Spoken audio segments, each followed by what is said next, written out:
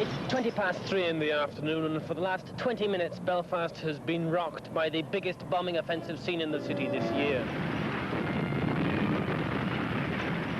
In the summer of 1972, while O'Callaghan was still in prison, the IRA launched an unprecedented display of force. Belfast was brought to its knees when 21 bombs exploded in the city centre in one day, resulting in horrendous civilian deaths and casualties. Known as Bloody Friday, it was the calling card of a new, more sophisticated and more ruthless campaign. We got back and everybody is, I guess, pretty high in that. And it came on the radio, I think about 4 o'clock in the morning. The third man has been released.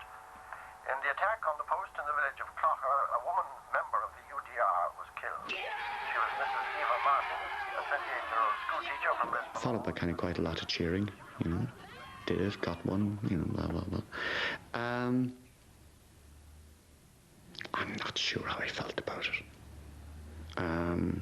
I just know that I'd always be, I mean, I've absolutely no doubt I'd always be a bit revolted by people rejoicing and stuff. I just know I would. I have no doubt about that whatsoever.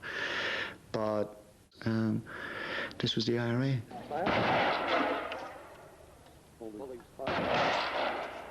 The attack on Clara Army Barracks resulted in one death. Eva Martin, a young local part-time UDR officer. Her death would have a profound effect on O'Callaghan. Over a period of time, we come to the realisation that she was a school teacher. She was 27, 28 years of age. She was married. Her and her husband were both part-time soldiers. And I just think what an absolute gobshite thing to do, coming up from Kerry knowing absolutely bugger all about this really serious problem and ending up being responsible for murdering a young woman. Who certainly knew a damn sight more about the problem than I did, and had much more of a right to me to be there. But the attack on Clogher Barracks only increased O'Callaghan's standing amongst his IRA superiors.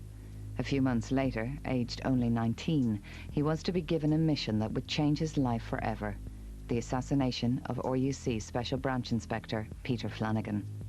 Peter Flanagan was based in Belfast and Palace Barracks in Hollywood. Over in County Tyrone, where he came from, he was very well known. He was a Catholic. Not alone is he a Catholic policeman, he's a Catholic Special Branch officer. He was just a complete hate figure among a lot of nationalists and Republicans. How to calm down. I had 2 people to help me. One was a young woman from Belfast who I nicknamed Lulu. She's a young Belfast woman being selected to drive this car to come down to a completely different IRA area. So it's kind of, for her, it's got to mean that she's pretty well thought of by serious people in the IRA in Belfast. And the other one was a young Belfast guy called Paul, who had escaped out of St. Patrick's Institute in Belfast, young offenders thing. He was charged with murdering a policeman. We were in a house in Carrickmore the night before, and we drove into Omagh, parked the car and walk into the security sort of zone. We just narrowed down the fact that he drove a blue Volkswagen. Flanagan went to this bar called Broderick's, and then I went in through the door and the kid was in behind me. Peter Flanagan sort of glanced up and immediately sort of started to move off his chair. He kind of kept shouting, no, no, no, no, no, no.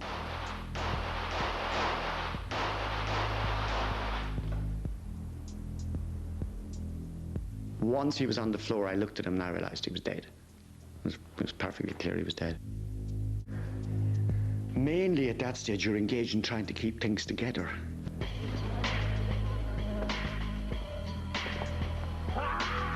A police inspector was shot dead in an Omagh public house about half an hour ago. His name has not been given. Eyewitnesses saw 2 armed men run from the public house through unmanned barriers. I remember just for a second or two having this thought that said, you're going to have to pay for this someday. And then completely dismissing it because, saying, get that out of your head. Because I suppose the thing had been done, the excitement had slowed down, and now it was on the news. And now I had actually murdered someone. O'Callaghan and his team took refuge in a local parochial house. The priests who lived there were part of a small renegade group of IRA sympathisers within the Catholic Church. The senior priest blessed us as we came in. There was a holy water font inside the door. He described Peter Flanagan as an awful man, or a terrible, evil man, something like that. And he wanted to assure us that we hadn't committed a sin. He was very anxious to assure us that, in case we had any doubts, that we could always talk to him, but what we had done was okay. But here I actually succeeded, face to face, in murdering this guy. And from my background in Kerry, which was pretty peaceful, non-violent, I hadn't been brutalized by anybody, I hadn't been oppressed by anybody. It was a romantic, intellectual attachment to an ideal. So, I mean, I'm a bit slow the word sleepwalk, because it's not really true, but I suspect that somewhere this was the most serious, the biggest step I'd ever taken in my life. And it wasn't terrible nice. As IRA operations moved into high gear, O'Callaghan's reputation within the movement soared, but his personal commitment to the cause was under immense strain. The Peter Flanagan murder had opened a forbidden doorway to his conscience, and a series of events followed that played on his doubts. One of the most significant took place in his safe-house flat in the border town of Monaghan and involved his close comrade, Kevin McKenna, the then IRA Chief of Staff. We were in the flat and there was quite a few people there, and I was making tea, and the news came on, and it said a policewoman had been killed in a bomb explosion in Bangor.